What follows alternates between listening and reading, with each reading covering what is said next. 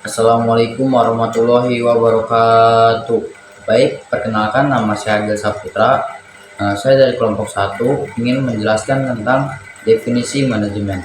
Jadi definisi manajemen adalah proses perencanaan, perorganisasian, pengarahan dan pengendalian sumber daya organisasi termasuk manusia, keuangan, material, dan informasi untuk mencapai tujuan yang telah ditetapkan secara efektif dan efisien.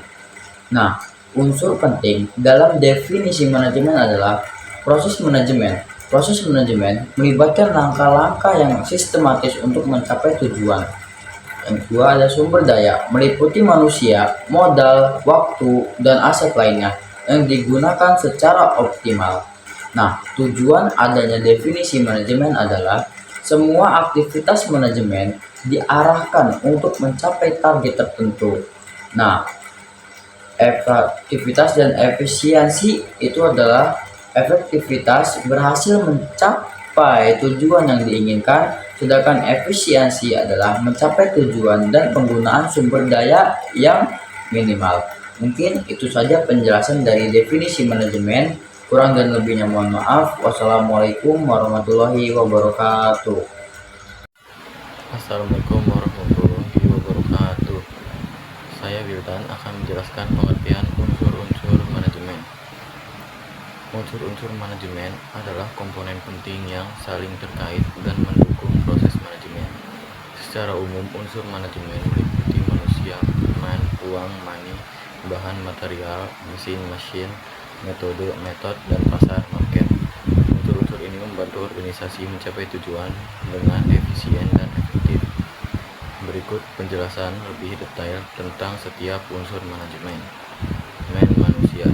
Unsur manusia merupakan faktor paling krusial dalam manajemen karena mereka yang merencanakan, mengorganisir, dan mengarahkan dan mengontrol kegiatan. Tanpa manusia, proses manajemen tidak akan berjalan. Money, uang. Uang merupakan alat tukar dan alat ukur nilai dalam kegiatan manajemen. Pengelolaan keuangan yang baik sangat penting untuk mencapai tujuan. Material, bahan atau material merupakan sumber daya yang digunakan dalam proses produksi atau kegiatan. Bahan yang berkualitas dan tersedia dengan baik penting untuk keberhasilan proses manajemen. Mesin merupakan alat bantu yang digunakan untuk mempercepat dan meningkatkan efisiensi kerja. Penggunaan mesin dapat meningkatkan produktivitas dan efektivitas. Metode adalah cara kerja yang digunakan untuk mencapai tujuan tertentu. Metode yang tepat dan efektif akan memperlancar jalannya pekerjaan. Market, pasar adalah tempat atau wadah untuk mempertemukan penjual dan pembeli. Pasar yang luas dan tepat akan memudahkan distribusi produk atau jasa. Dengan memahami dan mengelola unsur-unsur manajemen secara efektif, organisasi dapat mencapai tujuan dengan lebih baik dan menciptakan nilai tambah bagi semua pihak. Sekian dari saya, kurang lebihnya mohon maaf. Wassalamualaikum warahmatullahi wabarakatuh. Saya Jainur Sarityati akan menjelaskan fungsi manajemen. Jadi fungsi manajemen yang pertama ada perencanaan, merupakan tahapan awal di mana manajer menentukan tujuan, strategi dan tindakan yang akan dilakukan untuk mencapai tujuan tersebut. Yang kedua ada perorganisasian, melibatkan struktur organisasi, pembagian tugas dan tanggung jawab, serta penentuan sumber daya yang dibutuhkan. Yang ketiga ada pengarahan, membahas bagaimana manajer memotivasi, menginspirasi, dan mengarahkan anggota tim untuk mencapai tujuan bersama. Yang keempat ada pengadilan, merupakan proses monitoring dan evaluasi terhadap kinerja, memastikan bahwa kegiatan tersebut berjalan dengan lancar dan mengambil tindakan korektif jika diperlukan. Yang kelima ada koordinasi, memastikan bahwa berbagai departemen dan kegiatan dalam organisasi bekerja secara harmonis dan saling mendukung. Yang keenam ada pengawasan, lebih spesifik dari pengendalian mencakupi pengawasan langsung terhadap kegiatan operasional untuk memastikan kualitas dan efisiensi. Tujuan manajemen secara umum adalah mencapai hasil bisnis yang optimal dengan efisiensi dan efektivitas tertinggi, serta meminimalkan biaya. Ini melibatkan pencapaian target yang telah ditetapkan, perencanaan strategi, peningkatan kinerja, dan adaptasi terhadap lingkungan internal dan eksternal.